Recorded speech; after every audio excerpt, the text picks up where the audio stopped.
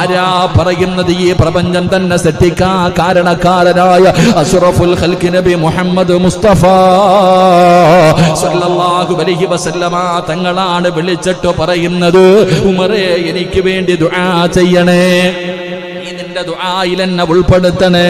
അല്ലാഹുവേ അവിടുത്തെ കണ്ണുകൾ നിറയുകയാണ്. നബിയേ ഞാൻ ആരാണ് നബിയേ? ഈ ഉമറിനോട് ദുആ കൊണ്ട് വസിയത്ത് ചെയ്യുന്നോ? അല്ലാഹുവിന്റെ പ്രവാചകന്റെ തലയെടുക്കുന്നതിന് വേണ്ടി കടന്നുപോയ ഉമർ ഇബ്നുൽ ഖത്താബ് ആ ചോദ്യത്തിന് മറുപടിയായിട്ട് മുത്തുനബി പറഞ്ഞു, ഉമറേ നീ പോകുന്ന മണ്ണിന് വല്ലാത്ത മഹത്വമുണ്ട്, നീ പോകുന്ന കഅബയ്ക്ക് വല്ലാത്ത മഹത്വമുണ്ട്. ആ കഅബയുടെ ചുറ്റുഭാഗത്ത് പല സ്ഥലങ്ങളിൽ ദുആ ചെയ്താൽ ദുആയിക്ക് ഉത്തരം കിട്ടുന്ന സ്ഥലങ്ങളുണ്ട്. 11 സ്ഥലങ്ങൾ മഹാന്മാര് എണ്ണി എണ്ണി പറഞ്ഞു തരുന്നുണ്ട്.